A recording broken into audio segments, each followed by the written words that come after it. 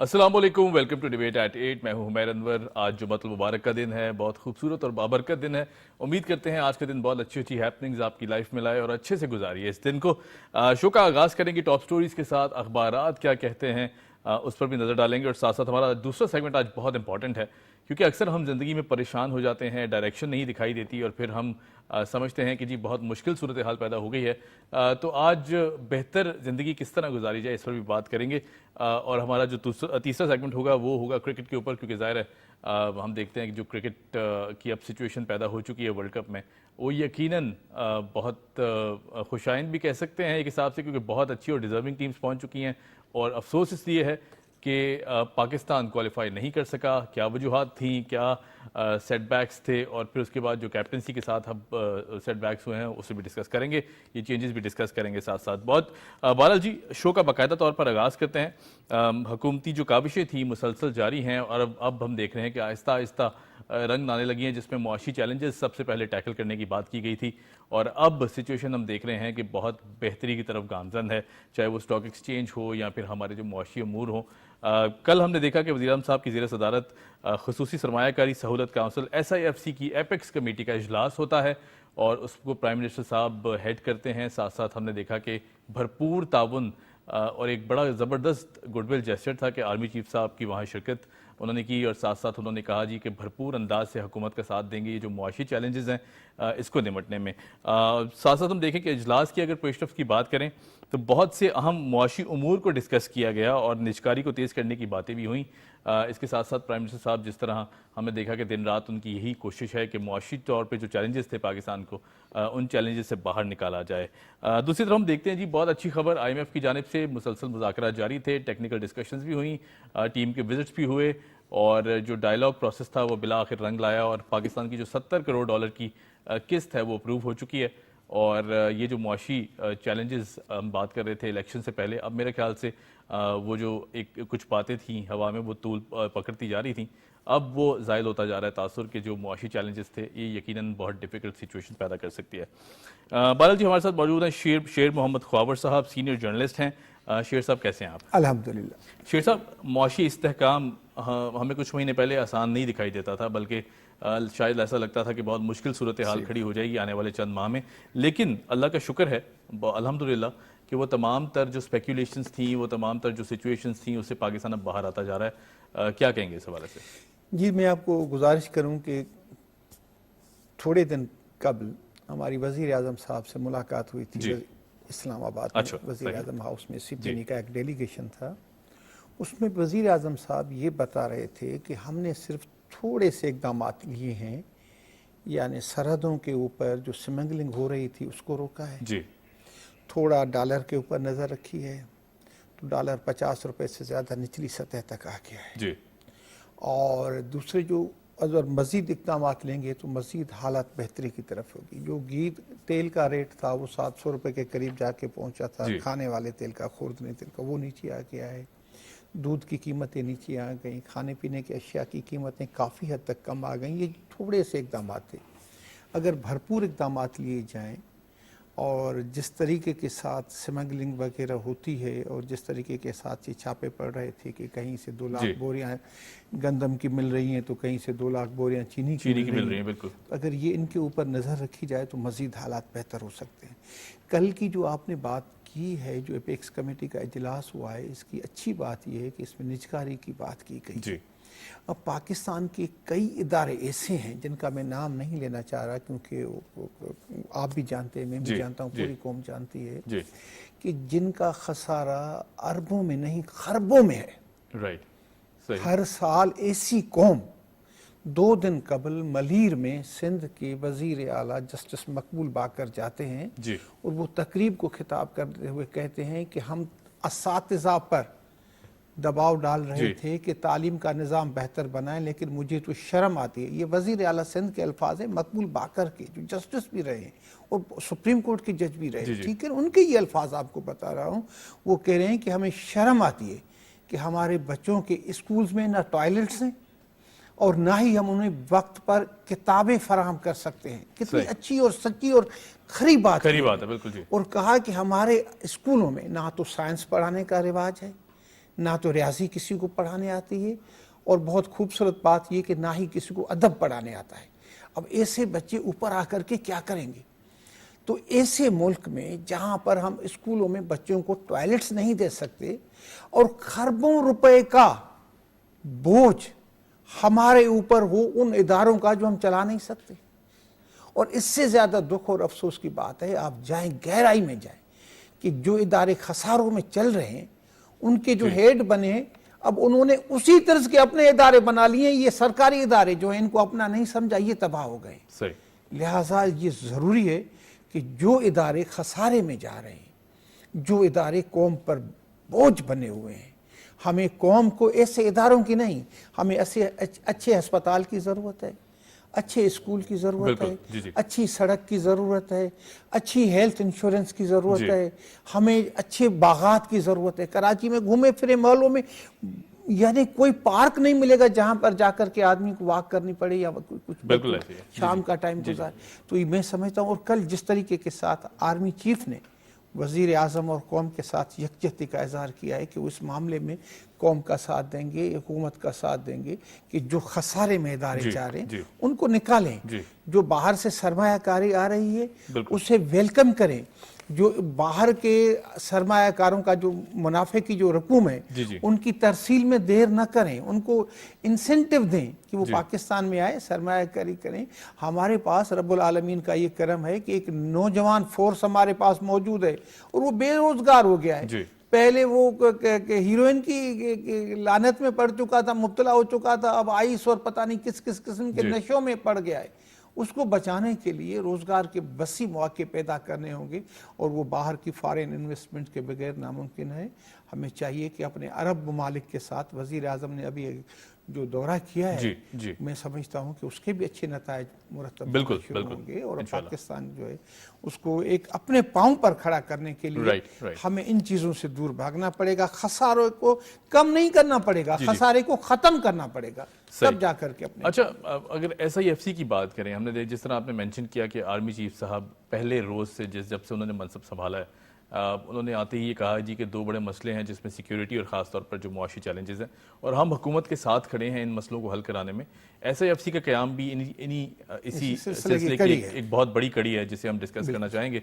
Foreign investment की मद में अगर आप देखें तो SIFC की इंपॉर्टेंस क्या है, फिर उसके बाद मौजूदा हालात में जहाँ एक तरफ जनरल इलेक्शंस की डेट अनाउंस हो चुकी है, यानी वो भी अनाउंस हो गए हैं, फिर उसके बाद जो मुआशी चैलेंजेस थे जिस तरह पिछली हुकूमत ने भी, PDM ने भी मेंशन किया, और उससे पहले जो हुकूमत थी जो बहरानी कैफियत उस हुकूमत ने पैदा की, यकीनन बहुत वक्त लग गया उसको हैंडल करते करते, लेकिन अब आने वाले जो साल हैं वो किस तरह देखते हैं आप? मैं देखिए ना, ये जो उबूरी हुकूमत होती है, केयर टेकर गवर्नमेंट होती है, उसका सबसे पहला मैंडेट होता है शफाफ इलेक्शन करवाना, बिल्कुल साफ शफाफ और गैर जानिबदाराना, ठीक है ना।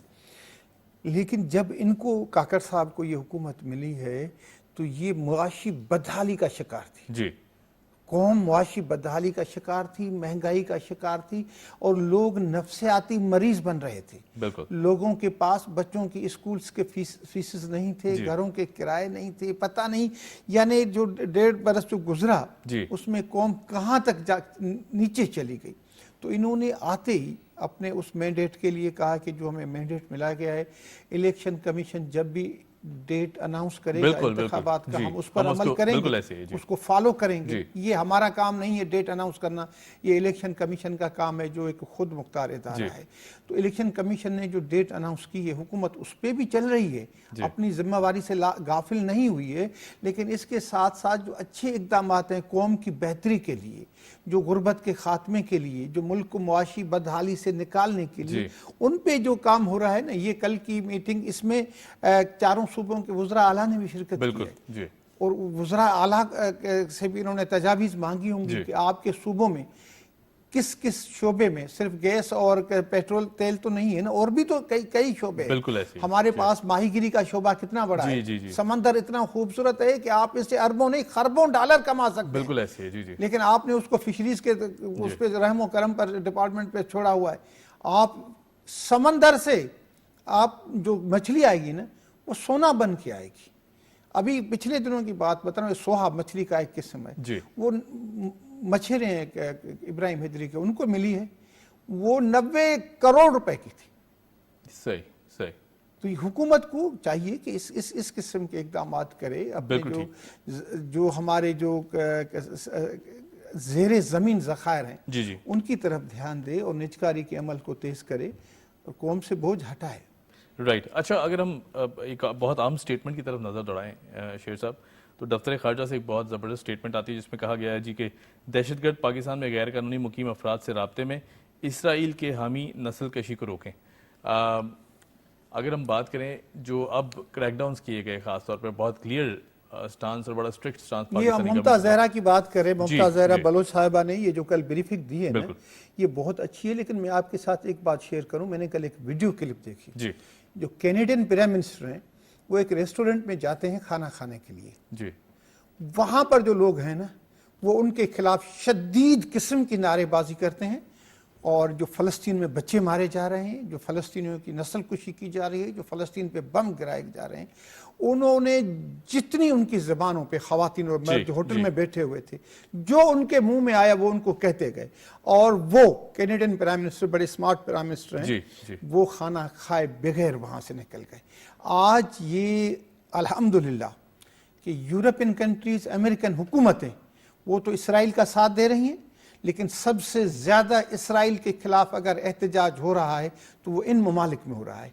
उन ममालिक के अवाम अपने हुक्मरानों के साथ नहीं है। और सबसे कम जो एहतजाज हो रहा है या नहीं हो रहा है वो मुसलमान मुल्कों में हो रहा है। जो ये एक अलमनाक बात है, ये दुख और अफसोस की बात है कि 23 अरब ममालिक हैं जो तेल तो पैदा कर रहे हैं, लेकिन गजा के बच्चों को पानी नहीं पिला रहे। लेकिन शेर साहब, बहुत सी काविशें तो की गई। अगर हम OIC के इजलास की भी बात करें, यकीनन बहुत क्लियर और बड़ी सेन आवाज़ वहाँ से आई। बहुत हंगामी तौर पे ये सिचुएशन इख्तियार की गई थी, इजलास मुनक़िद किया गया, मुस्लिम रिप्रेजेंटेशन थी वहाँ पे सारी, और फिर उसमें ये बातें डेफिनेटली की गई, दुनिया को बावर कराया गया कि एक तो इसराइल की जो ऑयल सप्लाई है उसको मुसलसल मुकम्मल तौर पे रोक दिया जाए। ये एक बहुत बड़ा ना तो उसके तेल की सप्लाई रोकी जा रही है, ना उसे हथियारों की सप्लाई रोकी जा रही है। अब कितने शर्म और दुख की बात है कि बरतानिया के प्राइम मिनिस्टर असला बरदार जहाज में आते हैं। यार ये ऐसे कभी नहीं हुआ जी जी जी, दुनिया में ऐसा कभी नहीं हुआ कि असला वजीर आजम खुद लेकर के वहां पहुंचे। अच्छा, अगर moving on to the next story हम बात करें IMF की,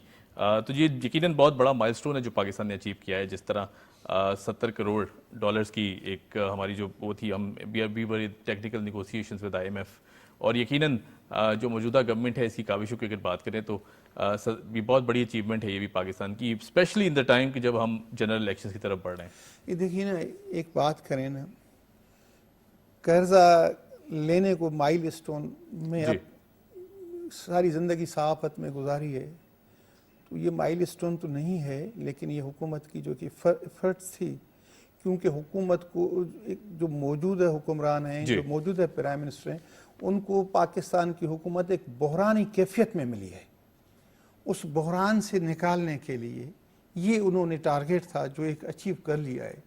लेकिन मैं आपको अर्ज़ करूं कि जब हम जाते हैं फिगर्स की दुनिया में जी जी जी, तो साल में करोड़ों अरबों नहीं खरबों रुपीस हमारे ऊपर जो वाजिबुल अदा कर्ज है उसके सूद की मद में अदा करते हैं। जी जी, लिहाजा मैं ये गुजारिश करूंगा कि कोई इस किस्म के प्रोग्राम पेश किए जाएं। पाकिस्तान टेलीविज़न का बहुत बड़ा शानदार रोल रहा है कौम की डेवलपमेंट करने में, मेंटल डेवलपमेंट करने में, कौम में एक शऊर उजागर करने में कि लोग सादगी की तरफ आएँ, लोग अपनी चीज़ें जो बना रहे हैं वो खुद इस्तेमाल करें, खाने में, शादियों में, उठने में, बैठने में, लिबास में सादगी अपने में पैदा करें, वकार पैदा करें। और इस कर्ज जो हमारे ऊपर बोझ है इसको एक मर्तबा कर्जे की चादर को उतार करके फेंकें, क्योंकि कर्ज लेने से हम कभी भी आगे नहीं बढ़ सकते। ये अच्छा इकदाम है हुकूमत का मौजूदा बहरानी कैफियत से निकलने के लिए, आर्जी इकदाम है और इसको मुस्तकिल बुनियादों पर हमें खत्म करना पड़ेगा। बिल्कुल ठीक है। अच्छा, अगर स्टॉक एक्सचेंज की बात करें, बहुत अच्छी खबरें वहां से आ रही हैं। 57,000 पॉइंट्स, जो कि पाकिस्तान की तारीख में बहुत बड़ी खबर है।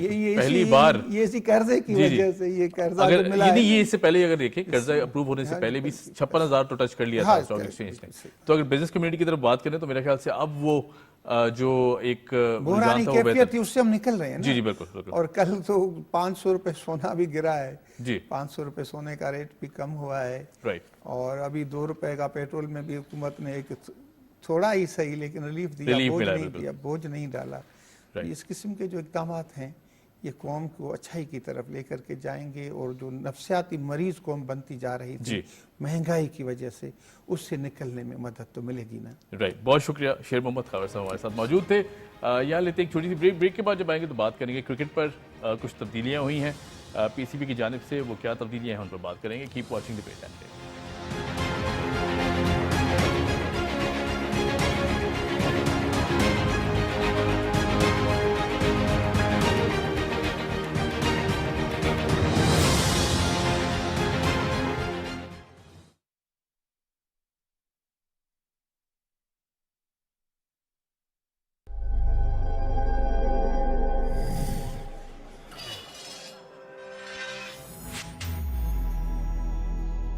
आज तवानाई बचाएं, अपना कल रोशन बनाएं।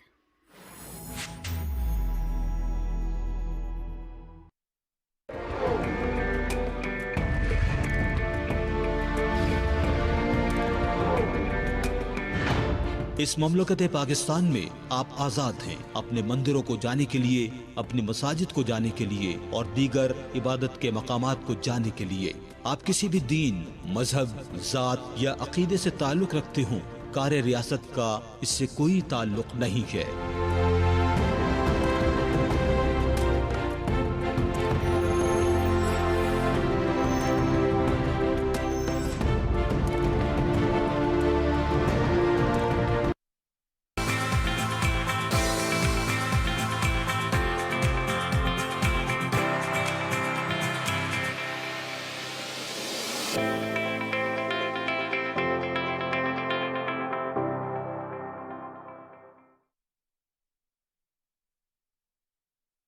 हम हर हफ्ता इंतजार करते हैं वीकेंड का, और वीकेंड एट होम के बगैर है नामुकम्मल।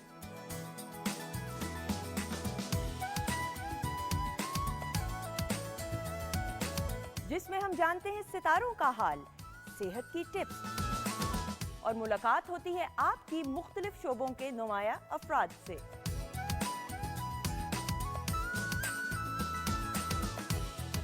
होगी मुलाकात आपकी फिल्म टीवी के मुख्तलिफ सेलिब्रिटीज से।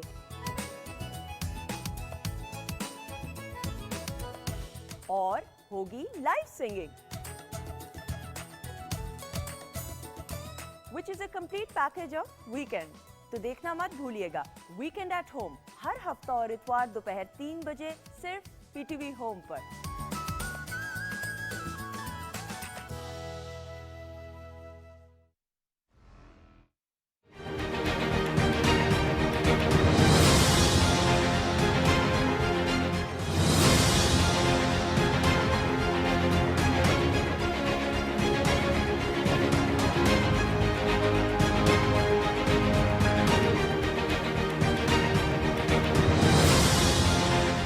Welcome back after the break. और ये वो सेगमेंट है जो हर पाकिस्तानी देखना चाहता है, बात करना चाहता है, समझना चाहता है क्रिकेट की दुनिया में क्या हो रहा है, किस तरह हो रहा है। और पाकिस्तान, चूंकि जाहिर है पाकिस्तानी थोड़े से अफसरदा हैं, पाकिस्तान फाइनल में नहीं पहुंच सका, लेकिन बहरहाल पाकिस्तानी टीम ने बहुत अच्छा खेला। हम अपनी टीम के साथ खड़े हुए हैं, भरपूर तो अंदाज से उनको सपोर्ट करते हैं।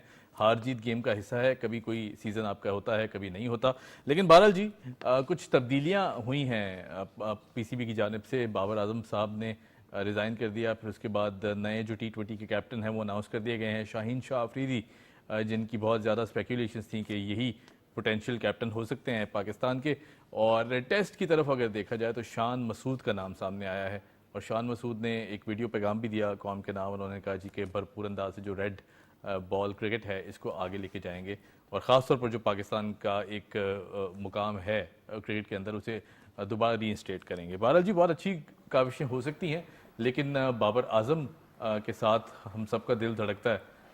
दुनिया के नंबर 1 टॉप ऑर्डर बैट्समैन हैं, इस दफ़ा थोड़ा अच्छा परफॉर्म नहीं कर पाए, लेकिन बहरहाल जी हमारे दिलों के हीरो तो हमेशा रहेंगे और क्रिकेट जारी रखेंगे, क्योंकि ज़ाहिर उन्होंने कहा जी कि क्रिकेट खेलते रहेंगे। बहरहाल वर्ल्ड कप फाइनल होने जा रहा है 19 तारीख को। कौन जीतेगा कौन नहीं जीतेगा ये डिस्कस कर लेते हैं। हमारे साथ मौजूद हैं जावेद इकबाल साहब, सीनियर स्पोर्ट्स जर्नलिस्ट हैं, एनालिस्ट हैं। जावेद साहब कैसे हैं? जी अल्लाह का शुक्र, ठीक ठाक। जावेद साहब, सबसे पहले तो जो पीसीबी की तरफ से तब्दीलियां आई हैं हम वो डिस्कस कर लेते हैं, उसके बाद हम फाइनल की तरफ बढ़ेंगे। जी।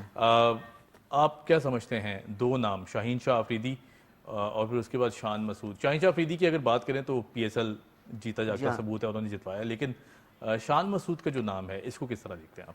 देखिए, शान मसूद का नाम काफ़ी तनकीद हो रही है पीसीबी को इस फैसले पर अपने, कि शान मसूद बना तो दिया उन्होंने कि यंग को ग्रूम करना चाहते हैं, लेकिन शान मसूद का जो ट्रैक रिकॉर्ड है, कप्तानी उन्होंने की नहीं किसी भी, यानी कोई ख़ास कप्तानी का उनकी तजर्बा नहीं है। कप्तानी हमेशा वो आप उसको चूज़ करें जो बाई बर्थ कैप्टन हो, यानी कि वो पहले से डोमेस्टिक में क्लब लेवल पे अपने शहर की नुमाइंदगी की, वहाँ कैप्टन रहा हो, उसको तजुर्बा, वो लीडिंग का, यानी कहते हैं ना लीडर पैदाइशी लीडर होता है। तो अब बाबर आजम भी कप्तान नहीं थे, इसे चल नहीं पाए, हिकमत अमली फ्लॉप हुई उनकी 3.5-4 साल में, 3 ICC के इवेंट, 2 एशिया कप वो नहीं जीत सके, पाकिस्तान टीम उसमें नाकाम रही। अब यही शान मसूद के साथ भी आपको कप्तान अगर बनाना था तो या तो सरफराज को या रिजवान को आप कंटेन करते और उनके रहते हुए 1 साल में ही कोई दूसरा बंदा तैयार करते कप्तानी के लिए। सऊद शकील मेरी नज़र में बेस्ट ऑप्शन था, क्योंकि सऊद शकील ने अंडर 19 में कप्तानी की है,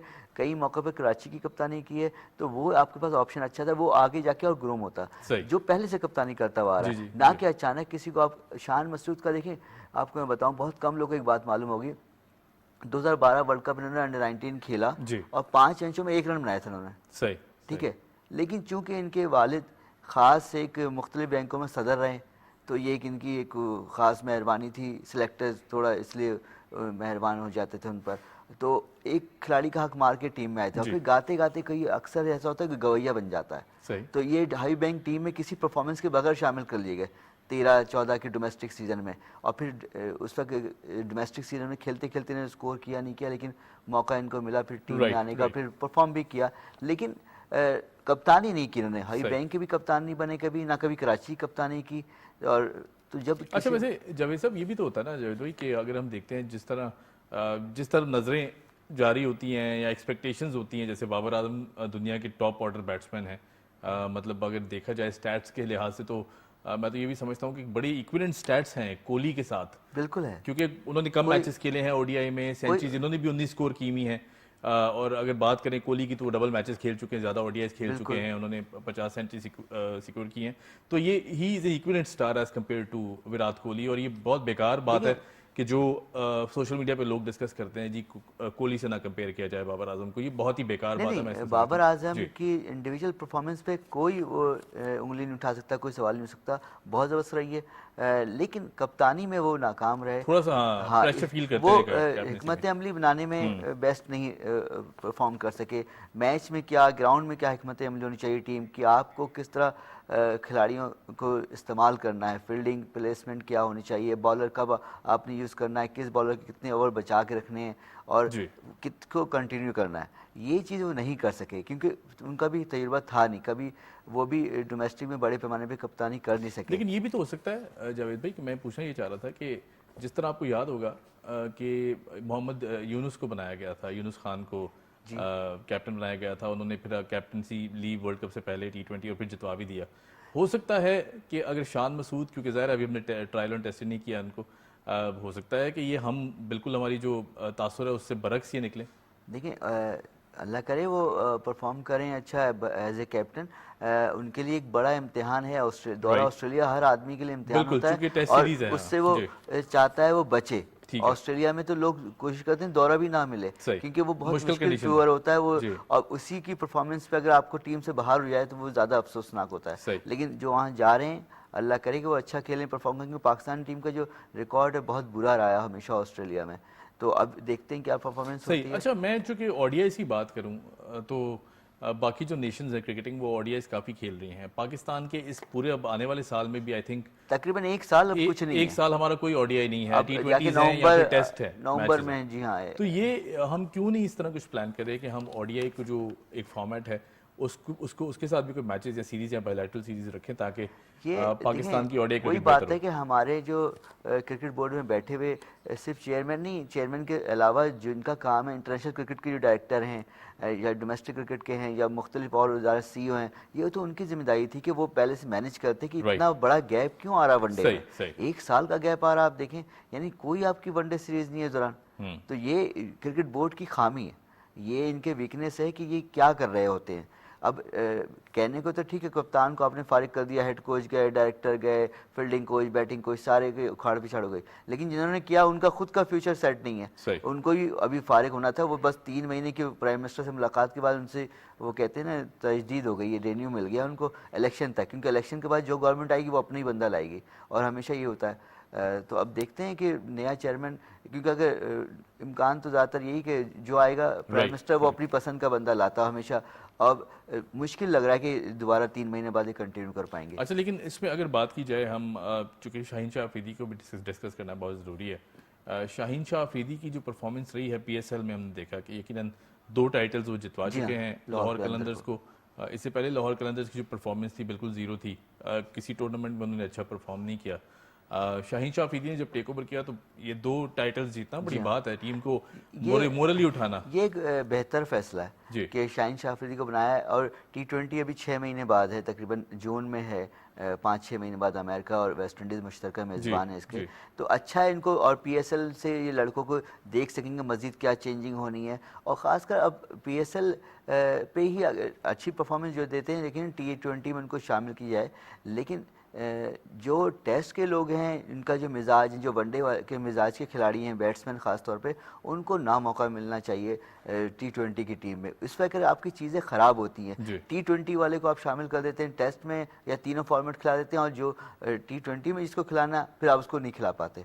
तो तीनों फॉर्मेट में सेम खिलाड़ी नहीं होना चाहिए, आपको डिवाइड करना पड़ेगा खिलाड़ियों को, किसका क्या मिजाज है, उसको वहाँ मौका मिले, ताकि बेहतर अंदाज में वो फॉर्मेट की से इंसाफ हो सके, उस खिलाड़ी से इंसाफ हो सके, और किसी खिलाड़ी के साथ नाइंसाफी ना हो। ठीक है, ये देखना पड़ेगा। अच्छा, अगर अब बात कर लेते हैं, क्योंकि ज़ाहिर है बहुत इंपॉर्टेंट इवेंट इस वक्त जारी है, आखिरी मैच उसका बचा है, फैसला कौन ट्रॉफी उठाएगा कौन नहीं उठाएगा। और अगर बात करें इंडिया की, तो उन्होंने तो कोई कसर नहीं छोड़ी, पिच फिक्सिंग कर ली गई, जिस पिच पे मैच होना था वो नहीं कराया गया सेमीफाइनल में, विदाउट इंटीमेटिंग यानी विदाउट टेलिंग ICC, उन्होंने पिच खुद ही बदल दी। और अब उस पर गुस्सा भी कर रहे हैं कि अगर दुनिया बात कर रही है तो गुस्सा भी कर रहे हैं जी कि बात भी ना की जाए। तो ये उसके बाद अंपायर्स की जो हम देख रहे हैं कंट्रोवर्शियल किस्म की अंपायरिंग है पूरे वर्ल्ड कप के दौरान, इंडिया क्या चाह रहा है असल में? वर्ल्ड कप शुरू होने से पहले ही इंडिया ने बहुत सारी ज्यादतियां की पाकिस्तान के साथ। उस वक्त तो बाकी मगरिब मीडिया खामोश था, उस वक्त तो नहीं बोला डेली मेल। अब डेली मेल बोल रहा है, क्योंकि अब यानी न्यूजीलैंड इंग्लैंड मींस के भाई हैं, वो गोरी इंग्लिश स्पीकिंग कंट्री है, तो अब वो बोल रहे, उनकी स्पीच तब्दील हो गई, हो गया। अरे जब पाकिस्तानी शायकीन को वीजा नहीं दिया, इससे बढ़ के नाइंसाफी क्या होगी? एक पाकिस्तानी शायकीन को वीजा नहीं मिला, जो लोग वहाँ गए थे मैच देखने, वो सिर्फ वो पाकिस्तानी थे जो इंग्लैंड की, जिनके पास नेशनलिटी है, अमेरिका की है, कनाडा, ऑस्ट्रेलिया, यूरोप की, वो पाकिस्तानी मुकम्मल नहीं थे, फुल पाकिस्तानी नहीं थे। तो उस वक्त तो ये चुप रहा था, आखिरी मीडिया उस वक्त नहीं बोला। बहुत सारी पाकिस्तानी सहाफ़ियों को अगर 50 ने अप्लाई किया तो मुश्किल 7 से 8 को वीज़ा दिया उन्होंने।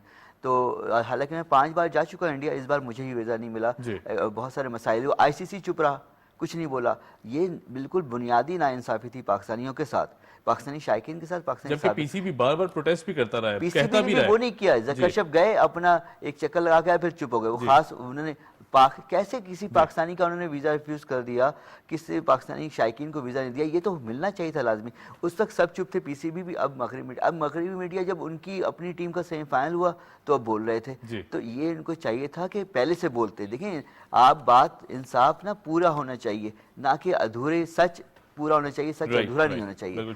तो ठीक है, इंडिया ने किया, इंडिया ने बहुत सारे गलत फैसले हुए। कि वो एक तो मैं हैरान रह गया जब अंपायर ने कोहली की सेंचुरी करीब एक बॉलर ने जानबूझ के वाइड की तो वो वाइड नहीं दी। यानी जैसे मेरा बेटा खेल रहा है, मैं अंपायर हूँ, मेरा बेटा नहीं ना इसकी सेंचुरी पूरी होने तो फिर मैं तुम्हारी वाइड नहीं दे रहा अभी। ये इससे बढ़ के क्या होगा? बहुत सारे ऐसे फैसले हुए, सिर्फ एक पिच नहीं बदली उन्होंने, बहुत सारे फैसले किए मतनाज़ा जो रहे, जिससे वर्ल्ड कप की जो क्रिकेट जेंटलमैन का गेम है उसकी साख को नुकसान पहुंचा। और ये पहले से ही बात हो रही थी कि इस तरह ना करो कि बात बहुत दूर तक चली ली जाए और वही होगा, फिर वर्ल्ड कप खत्म हो जाएगा। जी। इंडिया ठीक है, वो स्ट्रांग टीम है, अच्छा खेल रही है, अच्छे उसने स्कोर किया और बिल्कुल अलग खेल। अब देखें फाइनल हो रहा है ऑस्ट्रेलिया इंडिया का, और मुझे लग रहा है जो एक ही टीम थी जो खासकर जब इन्होंने साउथ अफगानिस्तान को हराया ऑस्ट्रेलिया जी, ने, तो जी। उसके बाद लगा कि ऑस्ट्रेलिया आ गई है फॉर्म में, अब इसको मुश्किल होगा रुकना, तो एक अच्छा फाइनल होगा। और यानी जो अच्छा, वो फाइनल की अगर मैं बात करूं कि जाहिर है ऑस्ट्रेलिया हमने देखा कि मुसलसल एक तो इतने सारे टाइटल्स भी जीत चुकी है, फिर उसके बाद आठवीं बार फाइनल में पहुंची, कॉन्फिडेंस भी बड़ा हाई है। बिल्कुल। तो अगर इंडिया को मात दे देते हैं यहाँ पे, तो आपको लगता है कि ये इंडियन जो खास तौर पे क्रिकेट बोर्ड है या इंडियन मीडिया, इंडियन लोग हैं, किस तरह का रिएक्शन आएगा? क्योंकि वो तो तोड़फोड़ शुरू कर देते हैं। वो करें अपने ग्राउंड में तोड़फोड़, हमने मना नहीं किया, हमारी तरफ से कोई ऑब्जेक्शन नहीं, कितना चाहें तोड़फोड़ करें, लेकिन एक अच्छी टीम दोनों ही है और यकीन मुझे लग रहा है कोई अच्छा मैच होगा। ऑस्ट्रेलिया शायद मुझे लग रहा है पूरा कि जीतेगी। और देखें होस्ट का फाइनल में पहुंचना बहुत अच्छी बात होती है कि जब तक इवेंट है तो इवेंट बहुत ज़बरदस्त रहता है आपका। होस्ट जब भी आपकी होस्ट अगर शुरू में कट जाएगी तो लोग जो मेज़बान मुल्क के लोग हैं उनकी दिलचस्पी कम हो जाएगी, तो इसमें बुरी बात नहीं है कि अगर होस्ट फाइनल में पहुंच गया और अच्छा खेल के पहुंची है। फ्रांस ने 98 वर्ल्ड कप फुटबॉल जीता तो लोग ज़्यादा खुश थे, उनकी अपनी टीम जीती, वो मेज़बान खुद था। तो इस तरह जब भी होस्ट में जो बड़ी खुशी होती है, होस्ट जब तक फाइनल में पहुंचे, देखिए फाइनल तक आपका टूर्नामेंट फिर इन रहता है उस मुल्क में, उस लोग, क्योंकि अब 1 अरब 42 करोड़ का मुल्क है, वहाँ उसको सपोर्ट कर रहे हैं बड़े 1,20,30 हज़ार के ग्राउंड में, स्टेडियम नरेंद्र मोदी स्टेडियम में अहमदाबाद में फाइनल होना है, वो भरा रहेगा, तो हमें खुशी होगी ना, क्रिकेट के लोग इतना चाहेंगे। लेकिन इसमें सबसे अच्छी बात यह है कि अब पूरी पाकिस्तानी कम्युनिटी ऑस्ट्रेलिया को सपोर्ट कर रही है। कल बिल्कुल करेगी, पाकिस्तान सोशल मीडिया पे खास तौर पर भरमार थी, बिल्कुल करेगी। कोई मैक्सवेल के भी नाम के आगे ना रीजनल नाम लगा दिए गए, किसी ने कहा जी मैक्सवेल चांडियो है, किसी ने कहा जी मैक्सवेल चौधरी मैक्सवेल है, तो पूरी उम्मीदें जो है पूरी सपोर्ट ये बड़ी मैक्सवेल को सपोर्ट करना सबका फर्ज बनता है, क्योंकि मैक्सवेल ने जो इनिंग खेली है तो वो एक तीर से दो शिकार किया। एक तो उन्होंने खुद मैच जीता, दूसरा पाकिस्तानियों के दिल भी जीते, इस तरह के अफगानिस्तान को हराया, अफगानिस्तान को हराना जरूरी था क्योंकि उसने हमें हराया था। और मैक्सवेल, मैं एक साहब से कह भी रहा था, मैक्स और वेल, अगर देखें मैक्स बड़ा और वेल, यानी दोनों ही ऐसे नाम है जो हिट हो गए और उन्होंने परफॉर्मेंस भी अच्छी थी कि लोग मुद्दा तो याद रखेंगे। इस मैच को इम्पॉसिबल मैच था, शायद किसी ने ऐसा मैच नहीं देखा होगा कि जो बंदा खड़ा होके और वो ऐसे कर रहा था जैसे कि हम सुनते रहे पहले कि वो एक बंदा जंग में खड़ा हुआ 200 लोगों को मार रहा तलवार से, वो भी ऐसे ही कर रहा था, बल्ले से इधर इधर। अरे यार क्या जबरदस्त इनिंग थी। तो लोग इस वर्ल्ड कप में अगर किसी को वर्ल्ड कप को अगर याद रखेंगे तो मैक्सवेल की इनिंग को याद रखेंगे। और कुछ एक उससे पहले फखर जमान की अच्छी इनिंग थी जो थोड़ा जाग गए थे, पाकिस्तानी एक बैट्समैन सिर्फ इस टूर्नामेंट में जागा, फखर जमान था, उसके बाद कोई जागा तो मैक्सवेल था। तो फखर का भी नाम फखर और मैक्सवेल दोनों ने अपने नाम से बड़ा वो असर दिया, लाज रखी है। सही। अच्छा, अगर हम बात करें अब चूंकि Pakistan is heading towards PSL, PSL जाहिर है एक बहुत बड़ा इवेंट है। हमने देखा कि जो 8वां टाइटल होगा मेरे ख्याल से, if I am not wrong, ये वाला नवा टाइटल होने जा रहा है। पीएसएल बहुत बड़ा इवेंट है, यकीनन T20 वर्ल्ड कप से पहले इस इवेंट को होता किस तरह देख रहे हैं? फिर प्लेयर्स के रेस्ट का भी मामला है, क्योंकि हमारे बॉलर्स बड़े फटीग दिखाई देते हैं, हारिस रऊफ बहुत थके हुए दिखाई देते हैं, शाहीन शाह अफरीदी की अपनी जो परफॉर्मेंस है वो भी ऐसा लगता है कि बहुत ज़्यादा इंजरी कैरी किए हुए हैं। रेस्ट कितना ज़रूरी है बड़े बॉलर्स के लिए? ये वनडे तो है नहीं, T20 अभी टूर्नामेंट शुरू हो रहा है 24 से नेशनल T20, 18 टीमें, फिर उसके बाद वो 8 टीमें मेन राउंड में पहुंचेंगी, सब कराची में नेशनल स्टेडियम में मैच होंगे ज़्यादातर। तो ये उससे पहले पीएसएल से पहले ही समझिए कि उनकी प्रैक्टिस जाएगी। और फिर पीएसएल मीन्स कि आपको T20 वर्ल्ड कप से पहले एक अच्छा टूर्नामेंट टीम सिलेक्शन करने में आसानी होगी। अच्छा, इंजरी का शॉर्ट फॉर्मेट है, इतना मसला नहीं है। खिलाड़ी जब खुद से चाहता है दूसरी लीगों में जाके खेलने के लिए तो वो बड़े दिल से भी खेल रहे होते हैं, परफॉर्म करके वहाँ से लाखों नहीं करोड़ों रुपए मिल रहे होते हैं, तो यहाँ वो इतने कोई प्रॉब्लम नहीं होगी। लेकिन अच्छा एक मौका है कि खिलाड़ी अच्छी तैयारी करें, लेकिन एक थोड़ा सा उसमें एक मुश्किल ये आ रही है, जिसका अभी मेरी कल भी बात हुई थी कोयटा लिटरेट्स के ऑनर नदी उमर साहब से एक प्रोग्राम में, तो वो ये बताया था कि हमारी ख्वाहिश है कि पूरा पीएसएल पाकिस्तान में हो, लेकिन इलेक्शन से क्लैश हो रहा है इसकी डेट। इलेक्शन 8 फरवरी को अनाउंस हुआ है पाकिस्तान के जनरल इलेक्शन, और वो भी फरवरी के स्टार्ट से शुरू होना है, तो हो सकता है शुरू के 15 दिन शायद यहाँ नहीं हो पाए, सिक्योरिटी की अगर मुकम्मल दस्तयाबी नहीं हुई, तो ये अब पाकिस्तानी इदारे अगर कुछ पीसीबी को और पीएसएल को अगर चाहें तो यहाँ हो सकता है कुछ डेट आगे पीछे हो। क्योंकि देखिए एक बार हम बड़ी, वो उन्होंने कहा भी यही कहना है कि हम बड़ी मुश्किल से पूरा पीएसएल पाकिस्तान में लाएं, तो दोबारा किसी भी वजह से बाहर नहीं जाना चाहिए। इंटरेस्ट यही कि आपके मुल्क में हो, तो बड़ी मेहनत की लोगों ने इस हवाले से, जो क्रिकेट बोर्ड के लोग हैं और दूसरे हमारे सोशल सिक्योरिटी के लोग, जी, जी। तो उन्होंने बड़ी मेहनत की, उन्होंने बड़ा इसके लिए दिन रात एक किया था, और बिल्कुल। होती है हमेशा। तो अल्लाह करे कि कुछ ऐसी सेटिंग हो जाए, कुछ ऐसा डेट बन जाए, विंडो कोई खाली मिल जाए जिसमें पीएसएल पूरा पाकिस्तान में हो। Right, right. तो और पीएसएल में यकीनन इतना ज़बरदस्त इवेंट होता पाकिस्तान का, लेकिन बात यही है कि पूरा इवेंट पाकिस्तान में हो तो सब ज़्यादा एंजॉय करेंगे। बिल्कुल ठीक है जी। जावेद इकबाल साहब हमारे साथ मौजूद है। Thank you so much Javed भाई, बहुत शुक्रिया for joining us. Javed Iqbal हमारे साथ मौजूद थे। पीएसएल, चूँकि अब तमाम तर जो हमारी नज़रें पीएसएल की तरफ जाने में किस तरह होता है, कौन सी टीम जीतेगी, ये भी एक बहुत बड़ा इवेंट है। और फिर उसके बाद T20 वर्ल्ड कप आ रहा है और उससे पहले ये चेंजेस हो जाती हैं। तो आई थिंक शाहीन शाह अफरीदी को भी कुछ टाइम ज़रूर मिल जाएगा अपनी जो लीडरशिप क्वालिटीज़ हैं उनको दोबारा टेस्ट करने या पॉलिश करने के लिए। बहरहाल जी, यहाँ लेते हैं एक छोटी सी ब्रेक के बाद जब आएंगे तो बात करेंगे किस तरह अपने आप को बेहतर बनाया जाए, जो पर्सनैलिटी ग्रूमिंग है उस पर किस तरह काम किया जाए। Keep watching debate at it.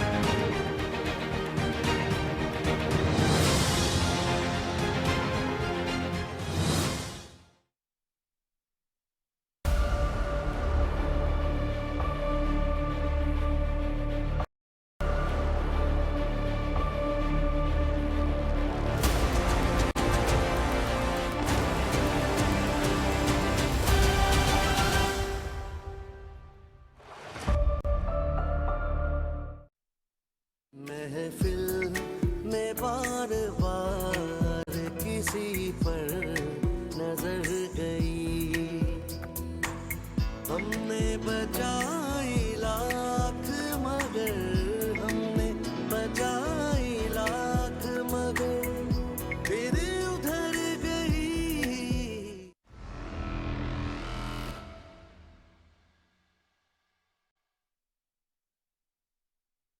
Quran करीम मुक़द्दस तरीन किताब भी है और महफूज तरीन भी।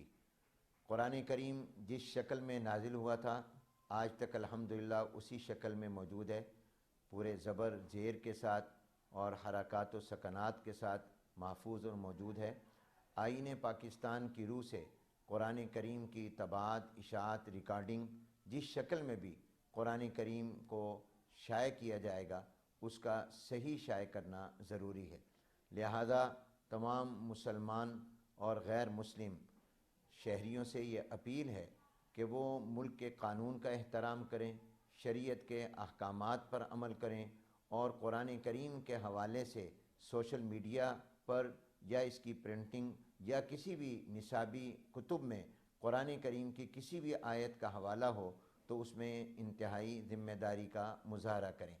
इसी तरह मुक़द्दस शख्सियात के हवाले से भी कोई गुस्ताखाना मवाद और कोई गुस्ताखाना तबसरा काबिल सज़ा जुर्म है। लिहाजा इस बारे में इंतहाई मोहतात रहें और कुरान करीम के तक़द्दुस को और मुक़द्दस शख्सियात के एहतराम को मलहूज़ रखें।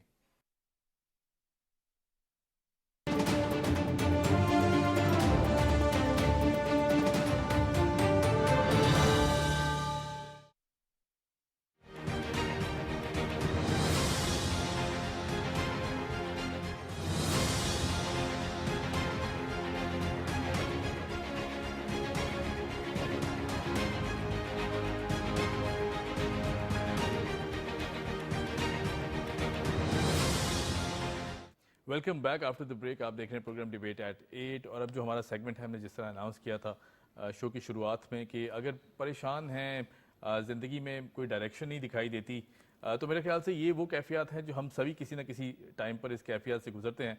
और फिर ऐसे में मुसलसल जो अंधेरा हमें दिखाई देता है लाइफ में वो बहुत परेशान कुन साबित हो सकता है। हम डिप्रेशन में चले जाते हैं, अक्सर परेशान हो जाते हैं कि लाइफ में क्या किया जाए।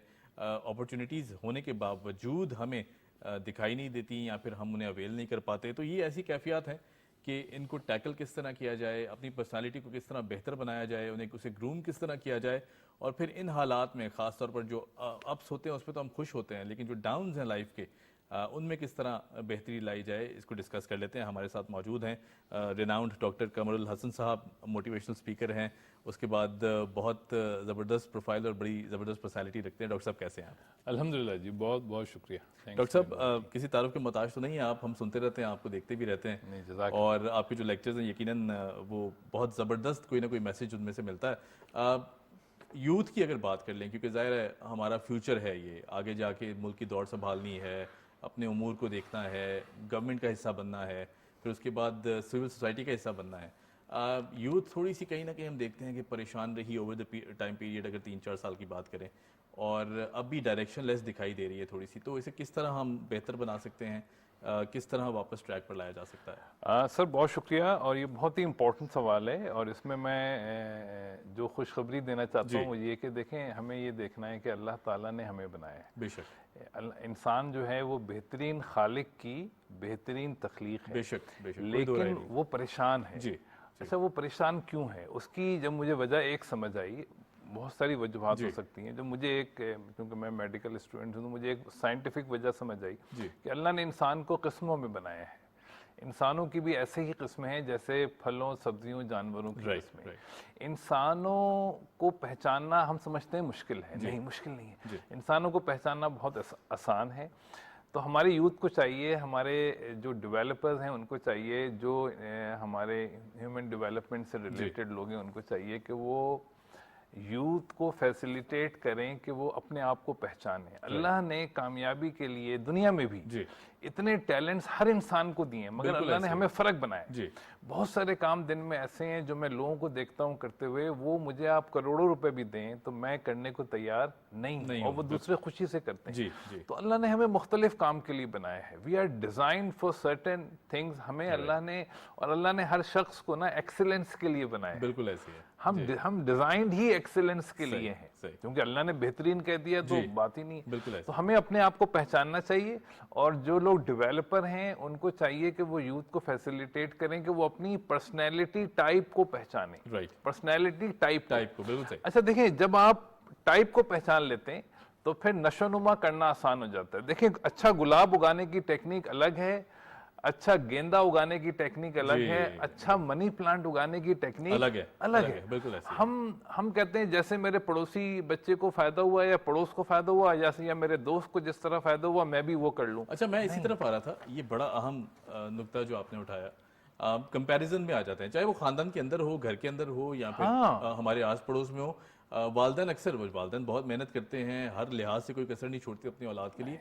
और आई थिंक ये कंपैरिजन भी कहीं ना कहीं बाप या माँ का चाह रहा होता है कि उनका बच्चा भी बेहतर परफॉर्म करे, लेकिन कहीं ना कहीं हम पर्सनालिटी को बहुत ज़्यादा डिस्टर्ब नहीं कर देते कि जब हम इन कंपैरिजन ले आते हैं उस बच्चे को जिसकी क्वालिटी सर, इसकी मिसाल ऐसे ही है कि गुलाब के पौधे को आप गेंदे की तरह ट्रीट करें तो ना उसमें गुलाब से ही आएगा ना गेंदा निकलेगा, खुशबू आएगी। बिल्कुल ऐसे। तो पेरेंट्स को चाहिए कि सबसे पहले अपने बच्चे की टाइप पहचानें। ठीक है। देखिए, अल्लाह ने बहुत करम किया। आज आप यूट्यूब पे जाएं, वेबसाइट पे जाएं, बहुत सारे ऐसे जराए अल्लाह ने पैदा कर दिए हैं जहां फ्री या बहुत ही कम पैसों में आप बच्चे को पहचान सकते हैं। बिल्कुल ऐसे।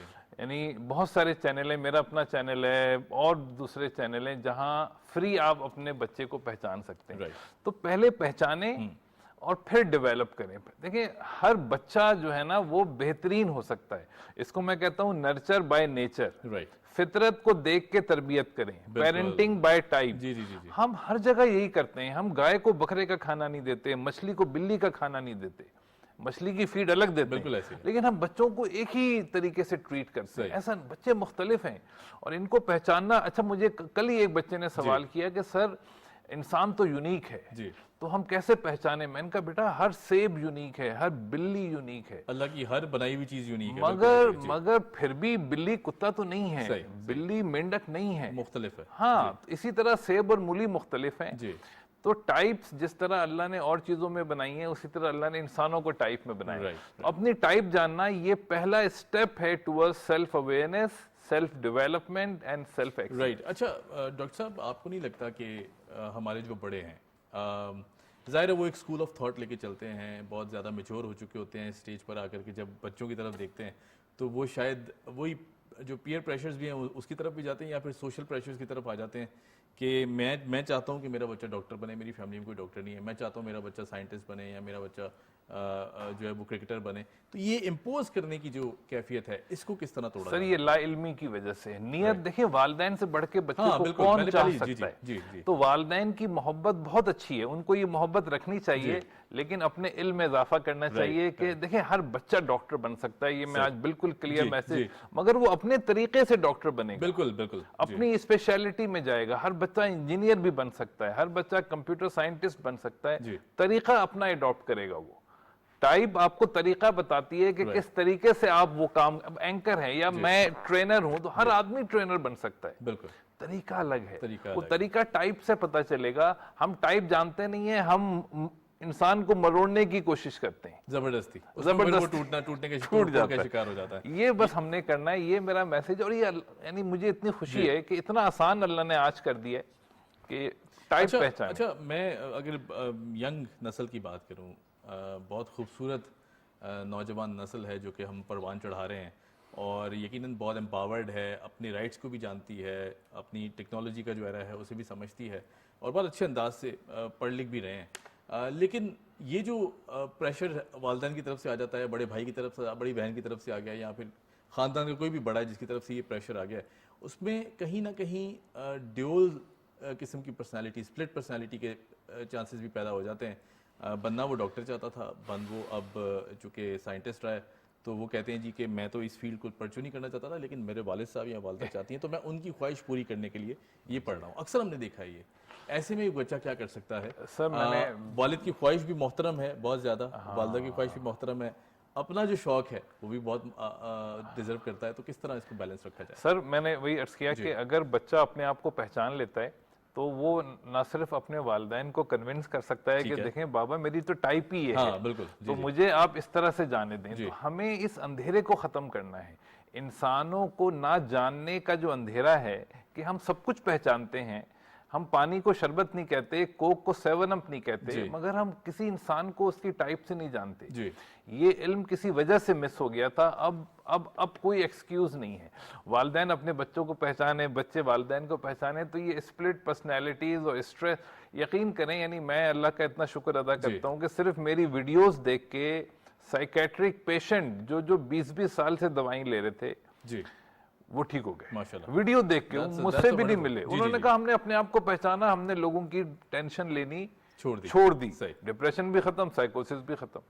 अल्लाह ने इंसान को बीमार नहीं बनाया, हम लोगों की बातें दिल पे लेके बिल्कुल ऐसे अपने आप को बीमार कर लेते हैं। भाई इग्नोर करें ना, भाई वो नहीं समझ रहे आपको। एक आदमी आपको पहचानता नहीं है तो उसकी बातों का क्या बुरा मानना।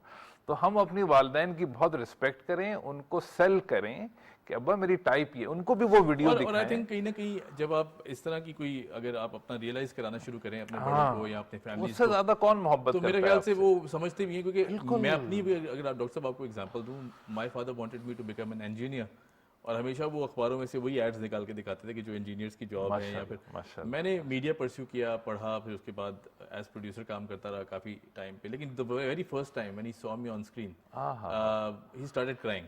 तो ये मेरी वालिदा कहती हैं कि वो बहुत रोए, जो वो करना चाहता था उसने करके दिखाया है बिल्कुल, चाहे वो अभी इनिशियल लेवल्स पे है, लेकिन बहरहाल अल्लाह उसे, फिर वो दुआएं जो पेरेंट्स की तरफ से निकलती हैं, तो I think it's very easy to convince your बिल्कुल आप उनको डॉक्टर साहब, जो परेशानी हमारी पर्सनालिटी में इंजेक्ट हो जाती है, डिप्रेशन की तरफ चले जाते हैं, उसके बाद ज़िंदगी में सारे काम छोड़ देते हैं, सामने अपॉर्चुनिटीज़ रखी हुई हैं, मोबाइल नहीं करते, ऐसी कैफियत को किस तरह बेहतर बनाया जा सकता है? फिर ख़ास तौर पे कौन से ऐसे जो फैक्टर्स हैं कि उन्हें ज़िंदगी में शामिल किया जाए, तो आई थिंक हम इस खौफ से बाहर निकल सकते हैं। सर बहुत अच्छा सवाल है। देखिए मछली को पानी से निकाल दें, ठीक है, क्या हाल होगा उसका? बहुत तड़पेगी बिल्कुल, बहुत परिंदे को पिंजरे में डाल दें आप, जी, तो यही हम लोगों का हाल है। हम लोग अपनी फितरत पे नहीं है। जब इंसान अपनी फितरत पे आएगा ना, तो ये सोच के ही खुशी आ जाती है बिल्कुल। यानी आदमी सोच ले कि अच्छा मेरी फितरत है अलग, और मैं जब अपनी फितरत पे चलूंगा, 16 तरह के लोग हैं, वो अपनी अपनी टाइप पे चलें,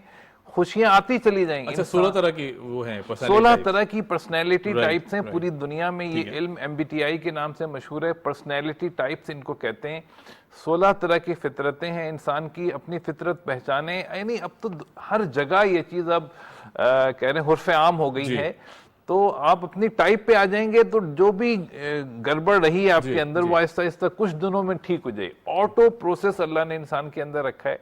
जब इंसान अपनी फितरत पे आता है तो वो हील होना शुरू हो जाता है। राइट डॉक्टर साहब, अब वक्त की बहुत कमी है, मैं चाहता और भी डिस्कस करना चाहता था आपसे, ये जो 16 टाइप्स हैं आपको फिर इंशाल्लाह हम जहमत देंगे नेक्स्ट प्रोग्राम में और आपको मधु करेंगे फिर जब मौका मिला, इस पर भी बात करेंगे। बहरहाल बहुत शुक्रिया, thank you so much for joining us. नहीं, आई एम सो ग्रेटफुल, आपने वक्त निकाला, थैंक यू। नहीं बहुत शुक्रिया। डॉक्टर कमरुल हसन हमारे साथ है। यकीनन जो ज़िंदगी है ये बहुत अनमोल तोहफा है कुदरत की तरफ से, बहुत खूबसूरत तोहफा है, इसकी जितनी कदर की जाए उतनी कम है। अपने आप को पहचाने, जिस तरह डॉक्टर साहब ने कहा था, और जो की पिवटल पॉइंट है वो यही है कि अगर आपने अपने आप को पहचान लिया कि मैं क्या कर सकता हूँ या मैं क्या कर सकती हूँ, तो मेरे ख्याल से कोई भी दुनिया की ऐसी ताकत नहीं है जो आपको रोकेगी, और अल्लाह ताला की जो ताकत है वो आपके साथ शामिल हाल हो जाएगी, और उस जो कैफियत है वो यकीनन बहुत खूबसूरत कैफियत बन जाएगी। बहरहाल जी, यहाँ आपसे लेते हैं इजाज़त। कीप वॉचिंग डिबेट एट 8, आपसे मुलाकात होगी कल। खुदा हाफ़िज़।